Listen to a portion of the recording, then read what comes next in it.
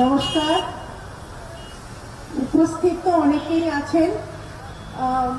আমি এখন সবার নাম নিতে গেলে শেষ হবে না। ব্যারাকপুর জেলাকে শুভেচ্ছা।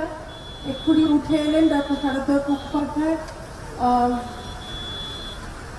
মধুসন্ধ্যাদি আছেন কোথাও একটা, অনুপমদা, সকলকেই আমি নমস্কার জানিয়ে আমি আমার অল্প কিছু খুব স্পেসিফিক বক্তব্য রাখছি। আমি জানি অনেক বক্তা এবং এই বৃষ্টি, ঝড় বৃষ্টি মাথায় করে আপনারা এত দূর থেকে আসছেন, প্রত্যেকে সকলকে আমার ধন্যবাদ। আমি আগেও এক দুবার এসেছি, আজকে আমাকে রাজ্য থেকে বলাই হয়েছে আসার জন্য। আমি যখন আসছিলাম আজকে, আমার যিনি গাড়ির চালক উনি জিজ্ঞেস করছিলেন যে দিদি আর কতদিন এসব চলবে। আমি একটাই উত্তর দিয়েছিলাম, যতদিন না আপনারা সরকার পাল্টাচ্ছেন ততদিন এইটাই চলবে। আর কতদিন, আবারও জিজ্ঞেস করবো সরকার আর কতদিন লাগবে। আমি বললাম সময় হয়ে এসছে, বিগিনিং অফ দ্য এন্ড এটা আমরা পরিষ্কারভাবে বুঝতে পারছি। এবং আমরা যে বুঝতে পারছি, বিজেপির হয়ে শুধু বুঝতে পারছি তা নয়, পশ্চিমবঙ্গের মানুষ বুঝতে পারছে। পশ্চিমবঙ্গের মানুষের যা ঢল নেমেছে, প্রতিটা জায়গায় জায়গায় শুধু একটা ডাক পেলেই হলো যে অভয়ার বিচার, তিলোত্তমার বিচার চাই, উই ওয়ান্ট জাস্টিস বলে জাতি, ধর্ম, লিঙ্গ, বয়স, চাকরিকর্তা, যারা ব্যবসা করে, রিক্সাওয়ালা, food app delivery, cab delivery, ক্যাবের যারা অ্যাপ, প্রত্যেকে, মানে আমি ভাবতে পারছি না আমার 53 বছর বয়সে আমি কলকাতাকে এত অপূর্ব, এত জাগ্রত আমি দেখিনি। এই ব্যাপারটা যদি আমরা বুঝতে পারি, মমতা ব্যানার্জির কি হচ্ছে আপনি ভাবেন, এবং ভাবতে বেশি হবে না। মমতার ভাষা পাল্টে গেছে, মুখ্যমন্ত্রীর শারীরিক ভাষা পাল্টে গেছে, বডি ল্যাঙ্গুয়েজ পাল্টে গেছে। যে মুখ্যমন্ত্রী অহংকার করে বলতেন আমি কাউকে তোয়াক্কা করি না, সেই মুখ্যমন্ত্রী আজকে জুনিয়র ডক্টরদের অবস্থানে হাজির। খুব চিত্রনাট্য করে ছবি দেখানো হলো যে নবান্নে উনি বসে আছেন একা, সামনে অসংখ্য চেয়ার। উনি ভাবলেন পশ্চিমবঙ্গের মানুষ এটাতে ভীষণ বিচলিত হয়ে যাবে, অসম্ভব বিচলিত হল। পশ্চিমবঙ্গের মানুষ সেখানে লিখে দিল বাঙালি বিয়েতে ভেজ কাউন্টার। মানে এই অবস্থা মুখ্যমন্ত্রী। তাতেও যখন মুখ্যমন্ত্রী বুঝলেন যে এইবার তো হয়েই এসছে, তখন উনি সাদা সিনে কাপড় পরে বাড়িতে নিমন্ত্রণ করলেন। 40 জন জুনিয়র ডাক্তার গেছিল। উনি বললেন যারা যারা তোমরা মনে করবে, তোমরা তো আমার ভাইয়ের মতো, আমি তো দিদি হয়ে তোমাদের বলছি, তোমরা যারা যারা মনে করবে তারা এসো, চা খেয়ে যাও। আরেকটা লড়াই এখানে হচ্ছে জানেন তো, কিছু কেউ মনে করবেন না, শিক্ষা আর অশিক্ষার লড়াই। অশিক্ষিত মুখ্যমন্ত্রী আমাদের, যিনি একটা ধার করা ডক্টরেট ডিগ্রি নিয়ে ঘুরে বেড়াতেন, তিনি এখন পাল্লা পড়েছে শিক্ষিত, অতি শিক্ষিত, অত্যন্ত স্মার্ট, জয়েন্ট এন্ট্রান্স দিয়ে পাশ করা জুনিয়র ডাক্তার। এবং তাদের সিদ্ধারা, তাদের তো আছেই, আপনারা দেখেছেন আমাদের মঞ্চের সামনে দিয়েও তারা গিয়ে লালবাজারে গিয়ে সিদ্ধারা দিয়ে এসছে বিনীত গোয়েলকে। আমি ডাক্তারদের কথা এই কারণে আজকে এখানে বলছি, ডাক্তারদের সঙ্গে কিন্তু আমরা রাজনৈতিক ভাবে তো আমরা ওখানে পার্টিসিপেট করছি না, কিন্তু আমরা আন্তরিকভাবে হবে। আপনারা হয়তো জানেন ভারতীয় জনতা যুব মোর্চার কার্যকর্তারা বোধহয় খুব সম্ভবত পরশুদিন অবস্থানরত ডাক্তাররা স্বাস্থ্য ভবনে বসে যারা বাইরে যারা বসেছিল তাদের গিয়ে জল দিয়ে এসছে। তো আমরা আছি ওদের সঙ্গে, কিন্তু আন্দোলনটা ওদেরই, বিজেপির আন্দোলন কিন্তু অন্য জায়গায়। ওরা কালকে স্লোগান দিচ্ছে, আমি দেখছিলাম যে বৃষ্টি কি আয় বৃষ্টি যে না টাপুর টুপুর বৃষ্টি পড়ে, চেয়ার চাইছি বিচার, চেয়ার চাইনি বিচার চেয়েছি দিয়ে যায়। মানে খুব সুন্দর ছড়া করে ওরা স্লোগান করছে। মানে ওদের বক্তব্য হচ্ছে ওদের চেয়ার চাই না, ওদের বিচার চাই, ওদের বিচার চাই, আমাদেরও বিচার চাই, চেয়ার আমাদের চাই। আমরা সিঙ্গল লার্জেস্ট অপোজিশন। যে মানুষ ভয় ভীত হয়ে লক্ষ্মীর ভান্ডারের অসহায়তা নিয়ে, যে মানুষ তৃতীয়বার মুখ্যমন্ত্রী এবং তার অশিক্ষিত দলবলকে, অশিক্ষিত মুখ্যমন্ত্রী আর অশিক্ষিত তার দলবলকে নবান্নে পাঠিয়েছে, সেই মানুষের 2,30,00,000 মানুষ আমাদের 77টা বিধায়ক বিধানসভায় পাঠিয়েছে। এই আদেশ মানুষ দিয়েছে যে তোমরা যাও মমতা ব্যানার্জির অন্যায়ের বিরুদ্ধে গলা তোলো। 77টা বিধায়ক ওখানে মাননীয় লিডার অফ অপোজিশনের গাইডেন্সের আন্ডারে, মাননীয় রাজ্য সভাপতি সংগঠনের হাল ধরে, অসম্ভব স্ট্রং মহিলা মোর্চার প্রেসিডেন্ট যিনি রোজ এখানে থাকেন এবং অত্যন্ত আন্তরিক যুব মোর্চার প্রেসিডেন্ট ইন্দ্রনীল খাঁ যে কালকে রক্ত দিয়ে বিচারের কথা লিখেছে, সকলের সঙ্গে আমরা টিভিতে যারা আমরা গলা মিলিয়ে আমাদেরই কথা বলি, প্রত্যেকের ওপর আমাদের মানুষ আদেশ দিয়েছে যে যাও মমতা ব্যানার্জির চেয়ার ছিনিয়ে নাও। মমতা ব্যানার্জির পদত্যাগ বিজেপি চাইছে। বারবার আমরা বলছি দফা 1 দাবি 1, আরো জোরে দফা 1 দাবি 1। এবার এই দফা এই দাবি মমতা ব্যানার্জির কানে তো পৌঁছে গেছে। ভয় মুখ টুক কাঁচুমাচু হয়ে গেছে, কিন্তু অ্যাস্টিউট পলিটিশিয়ান, ধুরন্ধর রাজনীতিবিদ, উনি এখনো ছক পচে যাচ্ছেন, চা খাওয়াচ্ছেন, হাতে পায়ে ধরছেন।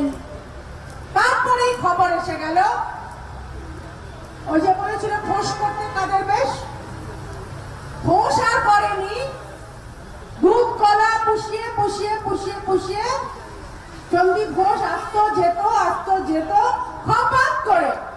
সন্দীপ ঘোষকে তো ধরলই সিবিআই, আর ধরলো কাকে? DC not, sorry OC Taltala, OC Tala, sorry Tala police স্টেশনের ওসি কে অভিজিৎ মন্ডল, থ্যাংক ইউ।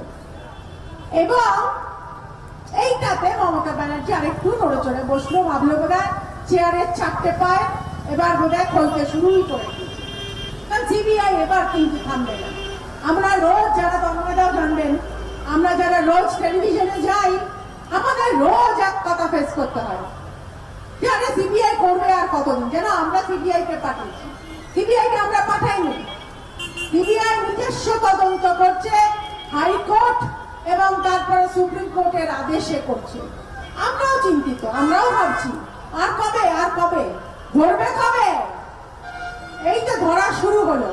মাননীয় রাজ্য সভাপতি কালকে বলেছেন যে দেখবেন এক এক করে 1, 2 থেকে কাউন্টিং হয়ে 3-এ গেছে, এবার গুনতে গুনতে কোথায় না পৌঁছে যায়। এবার আসি আমি এবার শেষের দিকে আসছি, আমি জানি অনেক বক্তা আছে। একজন মহিলা যিনি হই হই করে সরকারে এসেছিলেন 2011-এ, তার প্রধান কারণ একটাই কারণ, মানুষ সিপিএম এর প্রতি বিতশ্রদ্ধ হয়ে গেছিল, এত বিতৃষ্ণার জন্য। তখনও আমরা রেগেছিলাম না, যদিও আমরা দাঁড়িয়েছিলাম, কন্টেস্ট আমরা করেছিলাম ইলেকশনে। তখন মমতা ব্যানার্জিকে দিয়েছিল in hope of a better alternative. এবার অল্টারনেটিভ হয়ে কি দাঁড়ালো? মহিলা মুখ্যমন্ত্রী, এই যে বেশি দূর নয়, পার্ক স্ট্রিটে, এখান থেকে ভিল ছড়ার দূরে পার্ক স্ট্রিটে রেপ হলো, রাস্তায় হয়েছিল, গাড়ির মধ্যে হয়েছিল। উনি এবং ওনার মহিলা মন্ত্রীরা বললেন এটা সাজানো ঘটনা। কাকলি ঘোষ দস্তিদার এও বললেন যে ওটা ক্লায়েন্ট এবং কাস্টমারের মধ্যে নেগোসিয়েশনে গন্ডগোল হয়ে গেছে। মহিলা হয়ে এই ধরনের কথা আরেকজন মহিলাকে বলতে খুব ভালো লাগলো। কামদুনি রেপ, যুবতী মেয়ে নাভি অব্দি দুটো পা টেনে ছিঁড়ে দিয়েছে। আমার মহিলা হয়ে এগুলো বলতে গায়ে কাঁটা দিয়ে ওঠে। মুখ্যমন্ত্রী লয়ার পাঠিয়ে সেই কেস যেন না এগোয়, সুপ্রিম কোর্টে তার এই বান্ধবী, যে ধর্ষিতা, তার দুই বান্ধবী লড়ে যাচ্ছে, তাদের বিরুদ্ধে লয়ার পাঠিয়ে, মানে স্টেটের টাকা খরচা করে লয়ার পাঠিয়ে তাদের বিরুদ্ধে লড়ে যাচ্ছে মুখ্যমন্ত্রী। হাঁসখালিতে 14 বছরের মেয়ে রেপ হলো, মুখ্যমন্ত্রী একটা কর্পোরেট স্টেজে দাঁড়িয়ে প্রশ্ন করছে, দেখুন অ্যাফেয়ার চলছিল 14 বছরের মেয়ে, দেখুন প্রেগনেন্ট ছিল কিনা। এই হচ্ছে মহিলা মুখ্যমন্ত্রীর নমুনা। স্বাস্থ্যমন্ত্রী, 13 বছর ধরে স্বাস্থ্যমন্ত্রী, অথচ আজকে জুনিয়র ডাক্তাররা, যারা যারা এখানে ডাক্তার আছেন তারা আরো বেটার বলতে পারবেন। আমি শুনলাম আরজি করের আরেকজন এক্স ডাক্তার এসছেন, যিনি বোধহয় মানে প্রকৃতভাবে বিজেপি নন, কিন্তু উনি আছেন স্টেজে। আমি জানি, আমি শুনেছি, আপনারা আরো বেটার বলতে পারবেন কিরকম নারকীয় সার্কামস্ট্যান্সেস। এবং আমার ব্যক্তিগতভাবে দুই দাদা, পিস্তুত দাদা, মাস্তুত দাদা ডাক্তার, অসংখ্য বন্ধু বান্ধব ডাক্তার। একটা র্যাকেট চলছে গভর্নমেন্ট মেডিকেল কলেজগুলোতে, একটা র্যাকেট চলছে। 1 বছর আগে মাননীয় রাজ্য সভাপতি লিখে পাঠিয়েছিলেন স্বাস্থ্যমন্ত্রকে, 2000 তার এরকম এতগুলো দুর্ঘটনা ঘটছে, দেহ পাচার হচ্ছে, ডেড বডির সঙ্গে নোংরা কাজ করা হচ্ছে, অর্গান বেচা হচ্ছে। এটা কোন রাজ্যে বাস করছি আমরা? আমার সঙ্গে কোনো এক চ্যানেলে একজন তৃণমূল পন্থী ডাক্তার এসেছিল, আমি তো বলেই দিলাম আমি আপনাকে ডাক্তার মনেই করি না, তার কারণ সে আবার যাচাই করছে, সে আবার সাফাই গাইছে। না, মুখ্যমন্ত্রী জানতেন না, রাজ্যের স্বাস্থ্যমন্ত্রী 13 বছর ধরে তার রাজ্যের হসপিটালগুলোতে কি হচ্ছে যদি নাই জানেন, তার থাকার কোনো অধিকার নেই। আর জেনে শুনে উনি কোনো ব্যবস্থা করছেন না।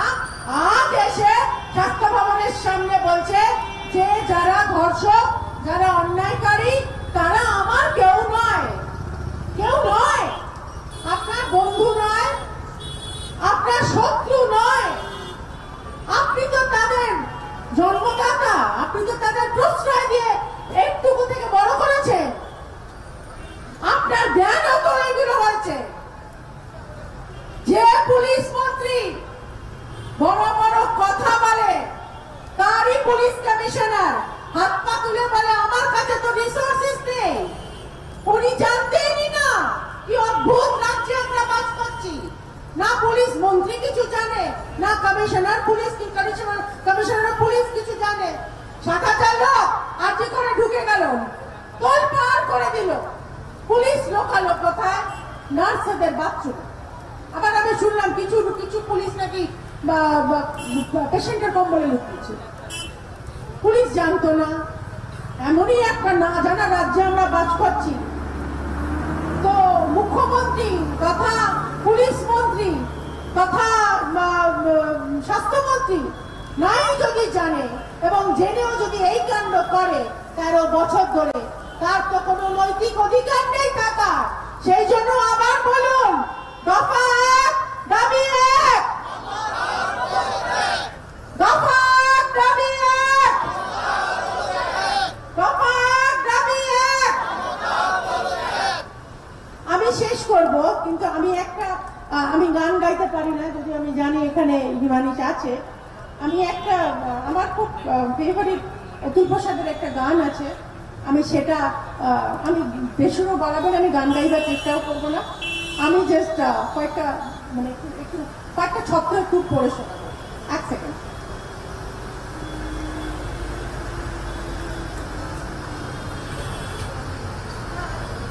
আমি শুনলেই ভাই, তুমি যতই শুনতাম কবিতাই বল।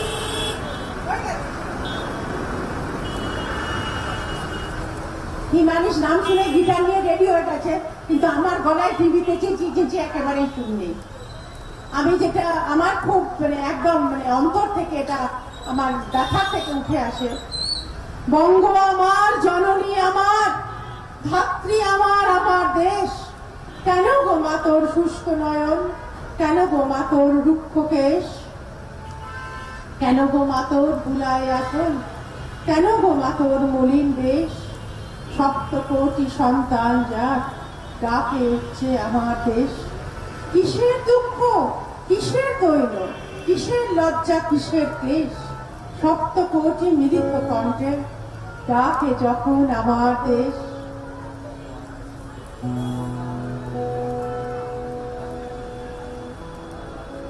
যদিও মাতর দিব্য আলোকে ঘিরে আছে আজ আঁধার ঘোর, কেটে যাবে মেঘ নবীন গরিমা, থাকিবে আবার ললাটে তোর। আমরা ঘুচাবো মাতর কালিমা, মানুষ আমরা রহিত মেষ। দেবী আমার, সাধনা আমার, স্বর্গ আমার, আমার দেশ। দেবী আমার, সাধনা আমার, স্বর্গ আমার, আমার দেশ। এই বঙ্গকে আবার নতুন করে জাগিয়েছি আমরা, বাঁচাবো আমরাই। আমরা ভারতীয় জনতা পার্টি সকলকে নমস্কার জানিয়ে আজকের মতন বিদায় নিলাম।